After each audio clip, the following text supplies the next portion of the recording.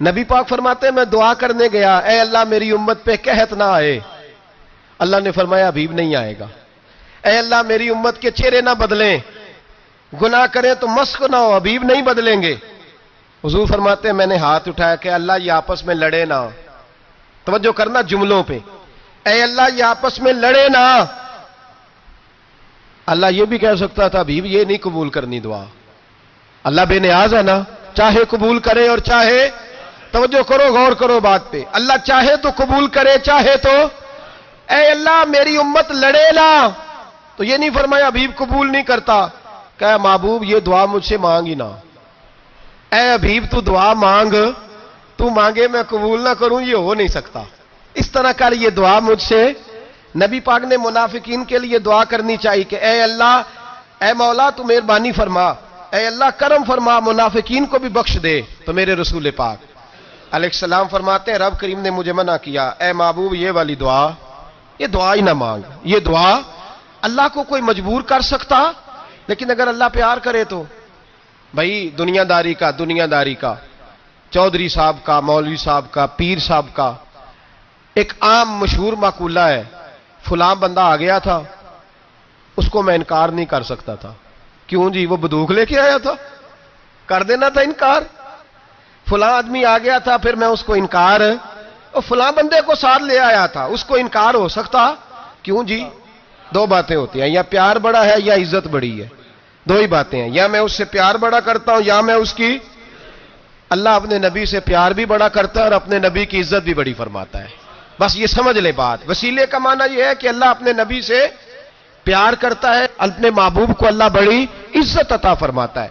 نبی پاک سید عالم صلی اللہ علیہ وسلم کے وسیلے کا یہ حال تھا کہ صحابہ ہر کام کے لیے دروازہ رسول پہ پہنچ جاتے تھے، پیاس لگی تو حضور کے پاس، بھوک لگی تو نبی پاک کے پاس، حضرت ابو ہریرہ کو حافظہ چاہیے تو نبی پاک کے پاس، کسی کو اولاد کی ضرورت ہے تو وہ رسول پاک کے پاس، کسی کو طاقت کی ضرورت ہے تو وہ بھی نبی پاک کے پاس، ہر آدمی جاتا تھا، انہیں پتا تھا دیتا خدا ہی ہے پر وسیلہ مصطفیٰ دیتا ہے صلی اللہ علیہ، اور حضور نے فرمایا انما انا قاسم، بخاری مسلم ہے، فرمایا میں تو بانٹنے والا ہوں، میں قاسم ہوں، واللہ یؤتی، ہاں عطا کرنے والا اللہ ہے، میں قاسم ہوں اور دینے والا اللہ ہے۔ صحابہ ہمیشہ نبی پاک کے واسطے سے دعا مانگتے، انہیں پتا تھا اگر تیرے واسطے سے مانگوں تو کوئی دعا بے اثر نہ ٹھہرے۔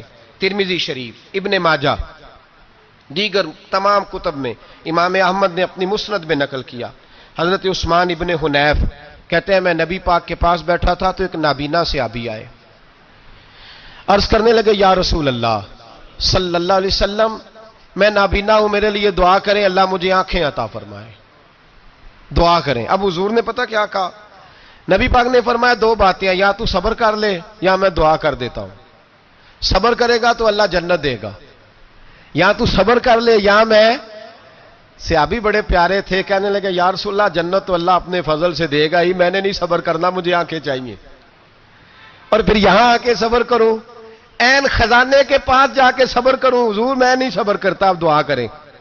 تو نبی پاک نے دعا سکھائی، فرمایا دو نفل پڑھ جا کے اور دو نفل پڑھ کے میرے وسیلے سے دعا کر، کیا کر؟ اللہ سے کہہ کہ اللہ میں تیرے پاس تیرے رسول کا وسیلہ لے کے آیا ہوں، اور پھر کہنا یا محمد انی توجہت الیک، کہنا ہے محمد صلی اللہ علیہ وسلم میں آپ کے وسیلے سے اللہ کی بارگاہ میں حاضر ہوں، اور پھر اللہ سے کہنا کہ اے اللہ تو اپنے نبی کی سفارش میرے حق میں قبول فرما۔ کون سکھا رہا ہے؟ بولیے کس کو؟ بولیے، کہا جا میرے وسیلے سے جا کے دعا کر۔ حضرت عثمان کہتے ہیں وہ چلے گئے، دو نفل پڑھے، حضور کے وسیلے سے دعا مانگی، فرماتے ہیں وہ چلے گئے پر ہم کوئی نہیں گئے، آپ کیوں نہیں گئے؟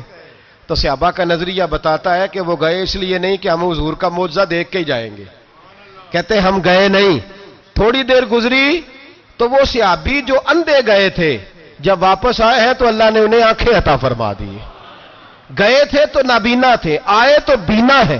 میرے نبی پاک صلی اللہ علیہ وسلم کا توسل، حضور کا وسیلہ خود حضور نے سکھایا ہے، خود نبی پاک نے اور صحابہ کرام علیہم رضوان اس مزاج پر پورے عامل تھے. حضرت عمر فاروق صحابہ میں ایک دانشور شخصیت کا نام ہے. علم کے لحاظ سے، عمل کے لحاظ سے، بصیرت کے لحاظ سے، تقوی کے لحاظ سے ایک بڑی انفرادی اور منفرد شخصیت ہے. حضرت عمر کے زمانے میں قحط پڑ گیا، بارش نہیں ہوتی، حالات بڑے دگرگوں ہیں، پریشانی ہے. لوگ سیدنا فاروق اعظم سے پوچھتے ہیں حضور اب کیا بنے گا؟ جو میں نے پہلے حدیث آپ کی خدمت میں عرض کی وہ ترمذی اور ابن ماجہ سے. اب جو حضرت عمر کی روایت عرض کر رہا ہوں یہ صحیح بخاری میں موجود ہے. حضرت عمر فاروق رضی اللہ تعالیٰ عنہ کا زمانہ مبارکہ، قلت آ گئی، قحط آ گیا، بارش شدید ہے، صحابہ پریشان ہے. جناب عمر فاروق رضی اللہ تعالیٰ عنہ سے کہتے ہیں حضور کرنا کیا ہے؟ حضرت عمر پہلے تو خاموش رہے، پھر حضور کے چچا جناب عباس کو بلایا، کوئی بات نہیں کی. جناب عباس کا بازو پکڑا اور کھلے میدان میں لے گئے. حضرت عمر دعا کرتے ہیں اور پوری امت کو دعا کا طریقہ بتلاتے ہیں. حضرت عمر کہتے ہیں اگر قبول کرانی ہے تو یہ طریقہ اختیار کرو، اگر اللہ کی بارگاہ میں دعاؤں کو مستجاب کرانا ہے تو یہ رنگ ہے جو امت مسلمہ کو میں سکھا رہا ہوں. حضرت عمر نے جناب سیدنا عباس رضی اللہ تعالیٰ عنہ کو کھڑا کیا سامنے اور دعا فرمائی، اللہم انا نتوسل الیک بنبیک، اے اللہ ہم تیری بارگاہ میں تیرے نبی کے وسیلے سے دعا کرتے ہیں، فتسقینا، ہمیں بارش عطا فرما. ہمیں کس کے وسیلے سے؟ حضور. اور پھر کہا اللہم انا نتوسلک بام نبیک، اے اللہ ہم نے اپنے نبی کے چچا کے وسیلے سے بارش عطا فرما. اے اللہ ہمیں اپنے رسول کے چچا کے وسیلے سے، حضرت عباس کے وسیلے سے بارش دے. صحابہ کہتے ہیں جب ہم گئے تھے دعا مانگنے تو خشک سالی تھی، اور جب گھروں کو آ رہے تھے تو ہمارے کپڑے بارش سے بھیگ چکے تھے. اللہ نے بارش عطا کس کے وسیلے سے؟ حضرت عباس. اچھا یہ بات یہاں قابل غور ہے، حضرت عمر کے وسیلے سے بھی دعا ہو سکتی ہے، دعا سیدنا عمر فاروق کے وسیلے سے بھی. لیکن حضرت عمر رضی اللہ تعالیٰ عنہ نے نبی پاک کے چچا، چونکہ حضرت عباس جب آیا کرتے تھے تو حضور کھڑے ہو کے استقبال فرماتے تھے آپ کو دیکھتا ہوں تو مجھے اپنے والد کی یاد آتی. حضرت سیدنا عمر نے بتلایا کہ میں اس کو لے کے جا رہا ہوں جو نبی پاک کے زیادہ قریب ہے، جو حضور کے زیادہ قریب ہے، ان کے وسیلے سے دعا فرمائی. امت کو کیا درس دیا؟ فرمایا جو بھی حضور کے قریب ہو اس کے وسیلے سے دعا کرو، اللہ تمہیں آسانیاں نصیب فرمائے گا. اب ہمارا حال یہ ہے، انتشار ہی انتشار ہے، اختلاف شک کی شک ہے، پریشانی. واضح حدیثیں موجود ہیں. میں آج ایک صاحب کو پڑھ رہا تھا، پتہ نہیں لوگ کیوں پریشانی کا شکار ہیں، کیوں لوگ اس آزمائش کا شکار ہیں. کہتے ہیں جی وسیلہ نہیں دینا چاہیے، سیدھا سیدھا نیک عمل کرو. او میرے بھائی، میں نے کہا کہ اللہ کسی وسیلے کا محتاج، اللہ محتاج نہیں، لیکن اس کی عادت ہے وہ وسیلے کو پسند فرماتا ہے. باریک بات مشکل ہوتی ہے لیکن موٹی بات تو سمجھ میں آنی چاہیے نا. کوئی شخص ایسا ہے جسے اللہ نے بغیر ماں باپ کے وسیلے کے پیدا کر دیا ہو، حالانکہ اللہ پیدا کرنے پہ قادر.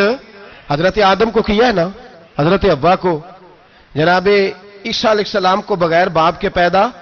لیکن یہ اس کی عادت، وہ جب پیدا کرتا ہے تو ماں باپ کے وسیلے سے پیدا کرتا ہے، پھر جب روزی دیتا ہے تو پھر بھی کسی نہ کسی، کیا اس نے حکم دے دیا ہے؟ روزی کون دیتا ہے؟ تو اللہ کا یہ حکم ہے کہ کنڈی لگا کے اندر پنکھا چلا کے سوئے رہو، روزی پہنچ جائے گی. کہتا اٹھ، کوئی سبب پیدا کر، باہر نکل، محنت کر، وسیلہ بنا. جو آدمی کہتا ہے جی میں کپڑے سی بھی خود لیتا ہوں، استری بھی کر لیتا ہوں، دھو بھی لیتا ہوں، اس سے سوال یہ ہے کہ بنا بھی لیتے ہو؟ اس کا مطلب ہے اللہ نے بندوں کو بندوں کا محتاج، بندوں کے لیے بندوں کا وسیلہ اللہ نے رکھا ہے. ہماری یہ موٹی سی بات بھی عقل میں نہیں آتی، موٹی سی بات بھی. کہتا ہے جی نہیں ڈائریکٹ، او خدا کے بندے تھوڑا غور کر، دیتا اللہ ہی ہے اور دے گا بھی اللہ ہی. لیکن جو ذرائع، جو وسیلے، جو سبب اللہ نے ہمارے لیے مقرر کیے ہیں، ہم اس سبب کا انکار کر سکتے؟ شفا کون دیتا ہے؟ دوائی لینے کس کے پاس جاتے ہو؟ تو آپ اس طرح کریں نا، چپ کر کے گھر بیٹھیں، تسبیح پڑھیں، یا شافی الامراض، یا شافی الامراض، او شفا دینے والے، او شفا دینے والے. سارا دن جی وظیفہ پڑھیں، شفا کون دے گا؟ تو وظیفہ پڑھو چپ کر کے، دوائی لینے کیوں گئے ہو؟ لیکن اللہ کے حبیب کا ہی فرمان ہے کہ بیمار ہو جاؤ تو دوائی بھی کھاؤ، پرہیز بھی کرو. یہ سارے فرمان ہمیں بتاتے ہیں کہ وسیلہ لینا، وسیلہ دینا، یہ تو اللہ تبارک و تعالیٰ کا طریقہ مبارکہ ہے. لوگ اتنی سی بات کو نہیں سمجھتے اور قرآن نے واضح طور پہ کہہ دیا وَابْتَغُوا إِلَيْهِ الْوَسِيلَةَ. اور سورہ بقرہ گھر جا کے کھولنا، آیت نمبر 99، 80 اور 9، 99 آیت پڑھنا. کفار نے، یہودیوں نے نبی پاک کی علامتیں پڑھ لی تھی تورات، زبور اور انجیل میں. اللہ کا قرآن کہتا ہے وَكَانُوا مِن قَبْلُ يَسْتَفْتِحُونَ عَلَى الَّذِينَ كَفَرُوا. فرمایا جب میرے نبی نہیں آئے تھے تو یہ یہودی میرے رسول کے وسیلے سے اللہ سے فتح مانگا کرتے تھے، اور جب یہ رسول کا وسیلہ دیتے تھے تو اللہ انہیں فتح عطا فرماتا تھا. امام حاکم نے مستدرک میں لکھا ہے، اور امام حاکم انہی شرطوں پر حدیثیں بیان کرتے ہیں جن شرطوں پر امام بخاری اور مسلم بیان کرتے ہیں. امام حاکم کہتے ہیں کہ نبی پاک صلی اللہ تعالی علیہ وآلہ وسلم کے وسیلے سے ہر چیز اللہ عطا کرتا ہے. جناب آدم علیہ السلام زمین پہ تشریف لائے تو 300 سال نگاہ اٹھا کے آسمان کی طرف نہیں دیکھا، شرم آتی ہے مجھ سے غلطی ہو گئی، اور پھر روتے رہے 300 سال. پھر اللہ فرماتے فَتَلَقَّى آدَمُ مِن رَبِّهِ کلمات. پھر اللہ نے جناب آدم کو کچھ کلمے سکھائے جس کی برکت سے توبہ قبول کی. وہ کلمے کیا تھے؟ امام حاکم فرماتے ہیں وہ کلمے یہ تھے کہ جناب آدم کے دل میں اللہ نے ایک دن بات ڈالی، خود بات ڈالی اللہ نے دل میں. حضرت آدم کہنے لگے اے اللہ، جب میں نے آنکھ کھولی تھی تو جنت کے دروازے پہ میں نے لکھا ہوا دیکھا تھا لا الہ الا اللہ محمد الرسول اللہ صلی اللہ علیہ. جنت کے ہر پتے پر، درخت پر میں نے لکھا دیکھا تھا لا الہ الا اللہ محمد الرسول اللہ. تو جناب آدم کہنے لگے اے اللہ، وہ جو رسول جن کا نام تو نے جگہ جگہ لکھا ہے ان کے وسیلے سے ہی میری توبہ قبول فرما. تو رب کریم نے فرمایا اچھا حبیب کی بات کرتے ہو، چلو آدم فتاب علیہ انہ هو التواب الرحیم. جا میں نے تیری توبہ قبول کی، میں ہوئی بڑا مہربان، میں ہوئی بڑی توبہ قبول کرنے والا. شیخ سعدی فرمایا کرتے تھے اگر تیرے باپ کی توبہ، جناب آدم کی توبہ مصطفیٰ کے وسیلے سے قبول ہوتی ہے، تو کیوں انکاری ہو گیا ہے؟ تو کیوں انکاری ہو گیا؟ کیوں نہیں حضور کا وسیلہ مانگتا؟ میرے نبی پاک سید عالم صلی اللہ تعالی علیہ. لوگ بڑی ڈھٹائی سے انکار کرتے ہیں، بڑی دلیری سے انکار کرتے ہیں. او خدا کے بندو، یہ وسیلہ تو بڑا ضروری ہے، یہ وسیلہ تو بڑا قیمتی ہے. میرے نبی پاک صلی اللہ تعالی علیہ وآلہ وسلم نے خود یہ وسیلہ سکھایا. صحابہ اس کے قائل تھے. حضرت عائشہ صدیقہ کے پاس لوگ آئے، آ کے عرض کیا اے اماں جی بارش نہیں ہوتی، قحط پڑ گیا ہے. اس بات کو نا ذرا دل کی گہرائیوں سے سننا. مسجد نبوی ہے، مسجد نبی کے ساتھ ادھر دیکھیے گا ذرا، یہ مسجد ہے، مسجد کے ساتھ حضور کی قبر ہے، ساتھ حضرت عائشہ کا حجرہ ہے. پہلے حضرت عائشہ، پھر حضور کا روزہ، پھر آگے بولتے جائیے آگے کیا ہے. چاہیے تھا نا سیدھے مسجد جاتے. حضرت عائشہ کے پاس آئے، توجہ کرنا میری بات. کہا اماں جی بارش نہیں ہوتی، کیا کریں؟ اماں جی نے مسجد نہیں بھیجا، کہنے لگی اس طرح کرو حضور کے دروازے پہ جاؤ اور جا کے نا نبی پاک جہاں دفن ہے وہاں تھوڑی سی نا جو حضور کے سر والی جگہ ہے نا قبر پہ، وہ چھت تھوڑی سی کھول دو، چھت کھول دو. صحابہ کہتے ہیں ہم گئے جہاں حضور کی قبر انور تھی، حضور آرام فرماتے، سرانے والی سائڈ سے تھوڑی سی چھت کھولی، ابھی کھولی تھی اللہ نے فوراً بارش عطا فرما دی. فوراً کہتے ہیں جب بارش ہوئی تو ہم مسجد میں شکرانے کے نفل پڑھنے چلے گئے حضرت عائشہ کے وسیلے پہ، روضہ رسول پہ. اور روضہ رسول کے وسیلے سے اللہ کی یہ طریقہ تو ہمیں صحابہ سکھا رہے ہیں. با خدا خدا کا یہی ہے در، نہیں اور کوئی مفر مکر، جو وہاں سے ہو یہیں آ کے ہو، جو یہاں نہیں تو وہاں نہیں. صحابہ تو دروازے رسول پہ جا رہے ہیں، ایک بار نہیں بار بار جا رہے ہیں. تو اکڑ کے پھر رہا ہے، اکڑ کے پھر رہا ہے. بڑی ضروری ہے یہ بات کرنی، بڑی ضروری، اور یہ بات آپ کے لیے سیکھنی. ذرا غور کریں، شیطان کی غلطی کیا ہے پتہ ہے آپ کو؟ اللہ کو نہیں مانتا تھا. شیطان کی غلطی کیا تھی؟ بولے کس کو ہے؟ لا الہ الا اللہ کو نہیں مانتا تھا، اللہ کو نہیں مانتا تھا. نہیں تو پتہ ہی نہیں نا اس گل کا. اور میں تمہیں اگر پوچھا نا اج دی خبر کی یہ تازی، تو تمہیں پتہ ہے اور بھائی اس کو بھی سمجھیں، یہ عقیدہ ہے، یہ ایمان ہے، میری منت ہے، اس کو سمجھ لو، یہ کام آئے گا۔ یہاں عجیب رٹا ہے، یہاں لوگ معاذ اللہ تبارک و تعالی اللہ کا نام لے کے در رسول سے دور کر رہے ہیں۔ بہت بڑا دھوکہ ہے، بہت بڑی زیادتی ہے، امت کے دلوں پر خنجر چلتا ہے، اور میرا تو کلیجہ پھٹتا ہے جب میں ایسی تحریریں پڑھتا اور سنتا۔ یار تو کیا بیان کر رہا ہے؟ ڈر اللہ سے مرنا نہیں، نبی پاک کو منہ نہیں دکھانا، تو کیا کر رہا ہے؟ بتا نا شیطان کی غلطی کیا تھی؟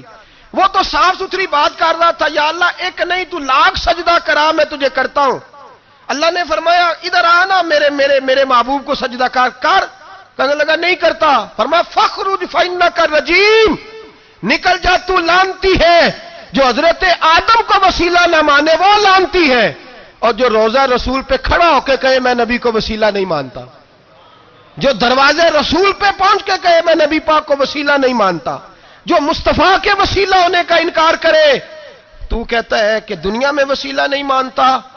اللہ تو قیامت کے دن بھی کہتا ہے جو مصطفیٰ کے پاس سے ہو کے آئیں گے میں بخش دوں گا۔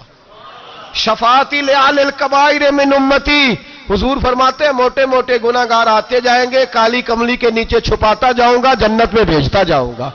وہاں قیامت میں تیری معافی نہیں ہو رہی، تو یہاں نہیں مان رہا۔ بریلی کے امام فرماتے ہیں آج لے ان کی پناہ، آج مدد مانگ ان سے، کل نہ مانیں گے قیامت میں اگر۔ اور دیکھ تو کہتا ہے میری نمازیں، میرے روزے، میری زکاتیں، میرا جہاد کام آئے گا۔ سن، حضرت عبد الرحمن ابن عوف صحابہ میں سے تگڑا آدمی، اتنا بڑا شخص، اتنا بڑا آدمی کہ جس کے پیچھے میرے رسول نے نماز ادا فرمائی ہے، اتنا بڑا شخص، ہر جہاد میں سب سے پہلے، سب سے امیر تھے، صدقات خیرات بڑھ بڑھ کے دیتے تھے، ساری نیکیاں ہیں۔ ایک بی بی نبی پاک کے لیے قمیض بنا کے لائی، ایک حدیث یہ ہے، یہ بخاری مسلم ہے، ایک حدیث یہ ہے کہ چادر بنا کے لائی، چادر بنا کے لائی، بڑے اچھے نقشدار نکالے، دروازہ رسول پہ آئی، حضور میری قبول کر لے۔ نبی پاک نے چادر اوڑی، اگرچہ ان کا نام شارحین نے لکھا ہے، صحیح حدیث میں صرف ایک صحابی کے لفظ ہے۔ شارحین کہتے ہیں کہ وہ عبد الرحمن ابن عوف تھے، چلو یار کوئی اور بھی تھے تو صحابی تو تھے نا، صحابی سے زیادہ تو نیک عمل ہم نہیں نہ کر سکتے، وہ صحابی تھے، یا حضرت عبد الرحمن ابن عوف تھے۔ آئے، آ کے کہنے لگے یا رسول اللہ بڑی پیاری لگ رہی ہے آپ کو چادر۔ حضور بنانے والے نے تو بڑی بنائی تھی، پر جب آپ پہ آئی ہے پھر تو نورون علی نور ہی ہو گئی ہے۔ حضور بڑی پیاری، کیا بات ہے، کیا بات ہے، مکھ چند بدر شاہ شانی ہے، متھے چمک دی لاٹ نورانی ہے، کالی زلف تے اکھ مستانی ہے، مخمور اکھی ہیں مد بھریاں۔ سبحان اللہ، سبحان اللہ، سبحان اللہ، ما اجمل کا ما اکمل کا۔ اور جو آخر میں بات کی وہ بڑی بڑی منفرد ہے، کتھے مہر علی تے کتھے تیری ثنا، مشتاق اکھی کتھے جاڑیاں۔ پھر کہنے لگے کوئی مثل نہ ڈھولن دی، تو چپ کر مہر علی ایتھے جا نہیں بولن دی، تو چپ کر مہر علی ایتھے جا نہیں، لم جاتی نظیر کا فی نظر مثلے، تو نشد پیدا جانا ایتھے جا نہیں بولن دی۔ جناب عبد الرحمن، حضور کیا بات ہے، والضحیٰ واللیل اذا سجا، حبیب کیا بات ہے۔ حضور نے فرمایا تجھے اچھی لگ رہی ہے؟ کہا حضور بڑی اچھی لگ رہی ہے، قربان جاؤں، کون دیتا ہے دینے کو منہ چاہیے، دینے والا ہے سچا ہمارا نبی۔ حضور نے فوراً چادر اتاری، کہا عبد الرحمن لے لو، دے کے حضور چلے گئے۔ صحابہ گرد کٹھے ہوئے، محفل کا رنگ ہی بدل گیا۔ تھوڑی دیر پہلے مسکراہٹ تھی، ایک صحابی غصے سے بولے، کہنے لگے عبد الرحمن یار تو تگڑا بندہ ہے، تو چاہے تو ابھی باہر جا کے 100 چادر اس طرح کی خریدے، حضور تو کسی کی قبول ہی نہیں کرتے، بڑی مشکل سے کسی کی چیز لیتے ہیں، غریب کا خیال رکھتے ہیں، حضور نے قبول کر لی تھی تو عجیب آدمی ہے، تو نے مانگ لی، یہ خیال نہیں آیا۔ پہلے مسکراہٹیں تھیں جب حضور اور جناب عبد الرحمن، اب سنجیدگی آئی۔ اب سنجیدگی کے فوراً بعد جب صحابی نے سوال کیا تو محفل میں آنسو آ گئے، حضرت عبد الرحمن رو پڑے، نمازیں بھی ہیں، جہاد بھی ہے، پر فخر نہیں کسی بات پہ، رو پڑے، کہنے لگے او بیلیا تیرا کیا خیال ہے، میں نے اوڑھنے کے لیے لی ہے، پہننے کے لیے لی ہے؟ فرمانے لگے نہیں، اللہ کی عزت کی قسم، میں نے تو اس لیے لی ہے جب مروں گا تو گھر والوں کو کہوں گا مجھے نبی پاک کی چادر میں کفن دینا، اٹھانا بخاری پڑھنا، حضور کی چادر میں کفن دینا، اس لیے کہ مجھے پتا ہے جب مصطفیٰ کی چادر اوڑھ کے جاؤں گا تو اللہ بے حساب ہی بخشش فرما دے گا۔ تو نبی پاک کے وسیلے کا قائل نہیں، یہاں چادر کی بات ہو رہی ہے۔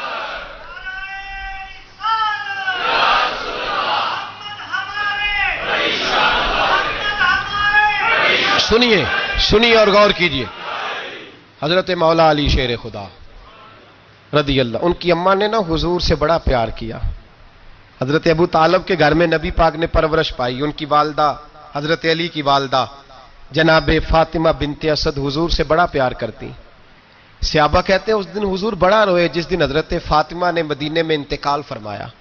فاطمہ بنت اسد جناب علی کی والدہ فرماتے ہیں جب خبر ملی کہ حضرت علی کی والدہ وصال کر گئی تو حضور رونے لگے۔ فرمایا وہ علی کی نہیں، وہ تو میری ماں تھی، میری اماں تھی۔ امام ابو نعیم نے لکھا ہے، کہتے ہیں حضور نے فرمایا جب میری اماں کو غسل دینے لگو نا، کفن پہنانے سے پہلے مجھ سے پوچھ لینا۔ صحابہ کہتے ہیں کفن دینے سے پہلے عورتیں آئیں، حضور کیا کرنا ہے؟ نبی پاک اندر گئے، جو قمیض پہنی ہوئی تھی وہ اتار کے دی، فرمایا چٹے رنگ کا سفید رنگ کا کفن نہ دینا، میرا کرتا پہناؤ میری اماں کو۔ حضور نے کفن دیا۔ حضرت ابو ذر غفاری فرماتے ہیں جب جنازہ پڑھ لیا نا تو نبی پاک فرمانے لگے قبر صحیح بنائی ہے تم نے؟ حضور صحیح بنائی ہے؟ فرمایا نہیں، لگتا نہیں۔ فرماتے ہیں یہ کہتے کہتے میرے نبی قبر میں اتر گئے، میری آنکھیں برس پڑیں۔ میں نے کہا علی کی اماں رب تجھ سے کیا حساب لے گا، ساری رحمتیں تو پہلی تیری قبر میں آ گئی۔ عشق سرکار کی ایک شمع جلا لو دل میں، بعد مرنے کے قبر میں بھی اجالا ہوگا۔ نبی پاک قبر میں لیٹے پھر بیٹھے، فرمایا صحیح ہے قبر۔ پھر میرے نبی پاک نے دفن کیا ان کو، پھر دیر تک دعا کرتے رہے اور رو کے فرمانے لگے اے اللہ اپنے نبیوں کے وسیلے سے اور میرے وسیلے سے میری اماں کی قبر روشن کر دے۔ حضرت ابو ذر فرماتے ہیں کسی کا دل نہیں کرتا اس کی ماں مرے، آج میرا دل کرتا تھا کاش میری مر جاتی، یہ فضیلت میری اماں کو نصیب ہوتی۔ سیدنا ابو ذر فرماتے جب حضور رخصت ہونے لگے تو میں قریب گیا، میں نے کہا حبیبہ ذرا یہ رنگ مجھے بھی سمجھائیں۔ تو حضور نے فرمایا میں نے اپنا کرتا اس لیے پہنایا ہے کہ جب میرا کرتا فاطمہ بنت اسد کو پہنایا جائے گا تو اس کے توسل سے اللہ انہیں جنت کا جوڑا عطا فرمائے گا۔ اور قبر میں اس لیے اترا ہوں کہ جب میں قبر میں اترا ہوں تو اب میری اماں کی قبر تنگ نہیں ہوگی بلکہ اللہ میری برکت سے کشادگی عطا فرما دے گا۔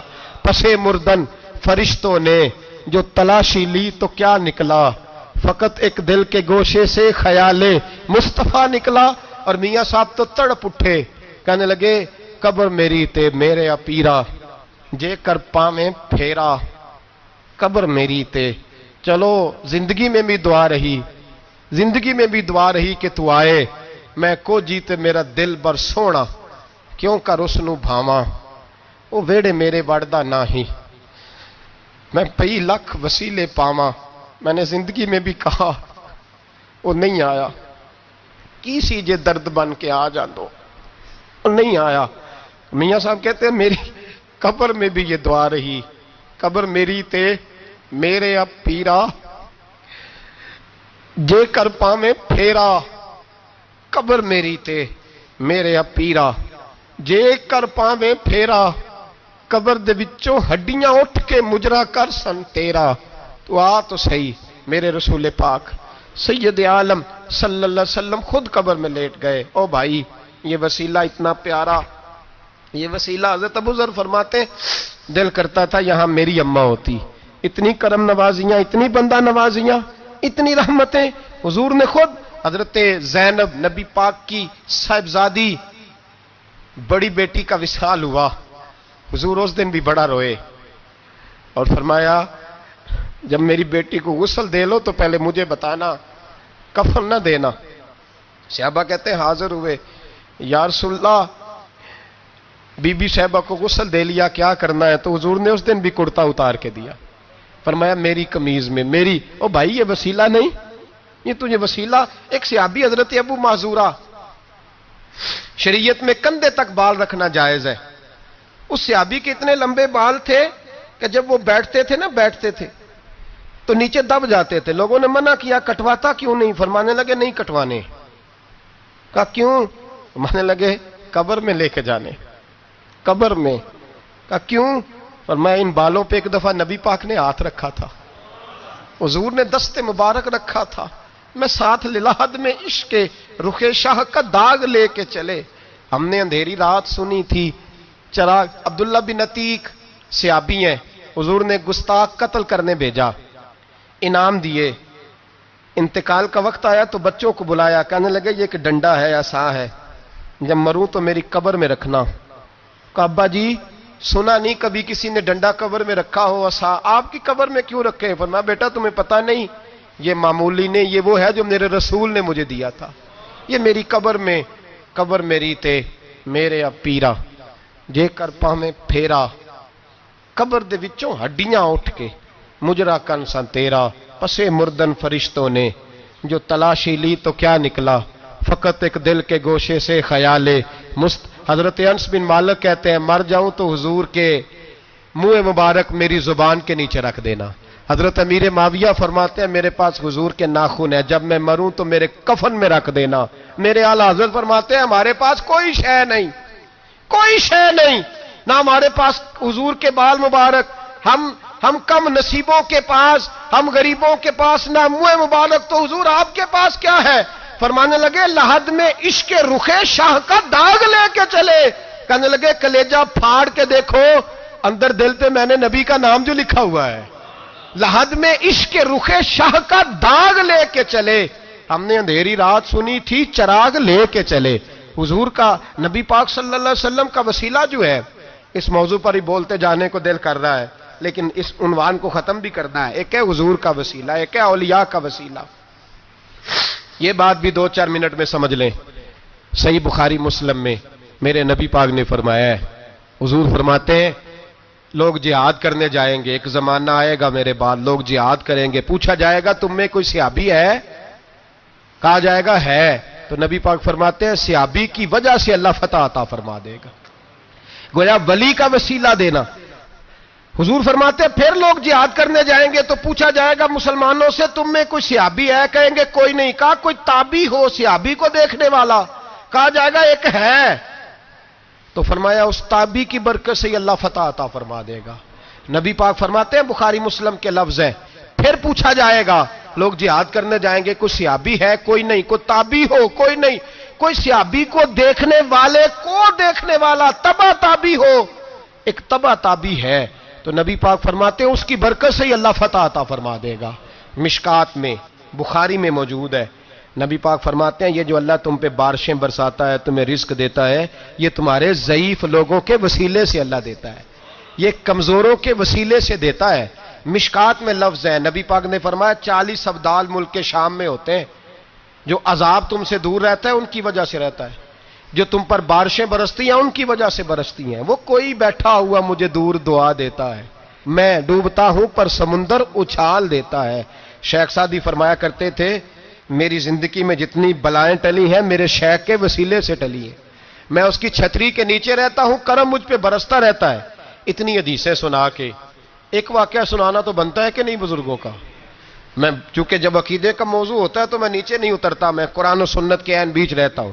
ایک بات, مرید ہو گیا محمود غزنوی حضرت ابو الحسن خرقانی کا, بیعت ہو گیا, آنے جانے لگا. ایک دن کہنے لگا حضور کوئی تحفہ ہی دے دے, تو حضرت نے کرتا اتار کے دیا, کرتا دیا. یہ کسی کے پاس ہو تو بڑی نعمت ہوتی ہے, کسی بزرگ کا کوئی تبرک, کرتا دیا. فرمایا جب بہت زیادہ کوئی مسئلہ بن جائے تو کرتا سامنے رکھ کے دعا کرنا, اللہ تجھے فتح دے گا. محمود سومناتھ کے مندر توڑ رہا تھا, 2 4 5 دفعہ حملہ کیا, فتح نہیں ہوتی. اپنے شیخ کا جبہ رکھا ہے, اللہ اس کی برکت سے ہی فتح دے دے. کہتا میں نے جبہ رکھ کے دعا مانگی, اگلے دن حملہ کیا تو اللہ نے فتح عطا فرما دی. محمود کہتا فتح ہو گئی, میں رات کو سویا, حضرت ابو الحسن خرقانی خواب میں ملے, اور بابا جی کو میں نے دیکھا تو چہرے پہ جلال ہے. میں نے کہا حضور آپ ناراض ہیں؟ کہنے لگے محمود تو نے کوئی قیمت نہیں ڈالی میرے کرتے کی. یہ جملہ آپ کو زیادہ سمجھ آئے گا. کہنے لگے تو ککھ مول نہیں پایا, کوئی قیمت نہیں ڈالی تو نے میرے کرتے کی, بس ایک فتح. کہ حضور کیا مطلب؟ فرمانے لگے یہ میرے وجود سے لگا ہوا جبہ تھا, میں وہ شخص ہوں جس نے زندگی پر وہ کام کیا جس میں اللہ رسول راضی ہیں, اپنے آپ پہ پابندیاں لگا کے رکھی ہیں, رب نے اپنے فضل سے بڑا نوازا ہے. فرمایا اگر تو میرا جبہ سامنے رکھ کے یہ دعا مانگتا نا، اے اللہ ہندوستان کے سارے ہندوؤں کو ایمان کی توفیق دے دے، اللہ نے سب کو کلمے کی توفیق دے دینی تھی۔ اب ہمارے ہاں علم سیکھنے کے لیے لوگ، فیض سیکھنے کے لیے کچھ لوگوں کی صحبت بھی اختیار کرتے ہیں، سنگت بھی اٹھاتے ہیں، اور لوگ جب جاتے ہیں پیری مریدی کے سلسلے میں تو بعض اوقات یہ سوچتے ہیں کہ کوئی رش زیادہ ہو، بعض اوقات خیال ہوتا ہے گدی بہت بڑی ہو، بعض اوقات خیال ہوتا ہے پیر صاحب مشہور و معروف ہو، بعض کا خیال ہوتا ہے کہ نسل در نسل سجادہ نشین چلے آ رہے ہوں۔ مختلف قسم کے لوگ لوگوں کے پاس جا کے بیٹھتے ہیں۔ داتا صاحب ہماری رہنمائی کرتے ہیں 1000 سال پہلے، اور ہمیں ایک نسخہ بتاتے ہیں۔ آپ فرماتے ہیں یاد رکھنا 3 قسم کے لوگوں کی صحبت سے اجتناب کرنا۔ اپنا ذہن بنا لینا کہ ہر جگہ وقت گزر سکتا ہے پر ان لوگوں کے ساتھ وقت نہیں گزر سکتا۔ حضور کون سے؟ فرمایا ایک تو غافل اور بے عمل علماء، ڈگری بہت بڑی ہے، نام بہت بڑا ہے لیکن عمل کمزور ہے، ان سے اجتناب۔ میرے اسلاف فرمایا کرتے تھے بندہ زیادہ پڑھا لکھا ہو اور پھر بے عمل ہو تو اس سے مکمل بچو۔ بہت پڑھا لکھا ہے لیکن بے عمل ہے، بچو۔ کیوں؟ فرماتے تھے اس لیے کہ وہ اپنی بے عملی پر بھی دلیلیں پیش کرے گا کہ اگر میں یہ کام نہیں کرتا یہ وجہ ہے، میرے پاس یہ گنجائش ہے، یہ رخصت ہے۔ داتا صاحب فرماتے ہیں بے عمل غافل علماء ان کی صحبت سے بچو، اور فرماتے ہیں ایسا فقیر جو حجرے میں بند ہو جائے اور حق بات اپنی زبان سے ادا ہی نہ کرے، وہ کہ جی میں درویش ہوتا ہوں میں تو نہیں بول سکتا، حکومت ناراض ہو جائے گی، فلانا ناراض ہو جائے گا، اقتدار والے ناراض ہو جائیں گے، میں نہیں کوئی ایسی بات کر سکتا، قوم پریشان ہوتی ہے تو ہوتی رہے، مہنگائی کا شکار ہے تو ہوتی رہے، غریبوں پر ظلم ہوتا ہے تو ہوتا رہے۔ جو فقیر اس طرح کا ہے کہ فاقہ مست ہو گیا ہے، جھوٹ کو جھوٹ نہیں کہتا، ظالم کو ظالم نہیں کہتا، فرمایا ایسے فقیر کی صحبت سے بچو۔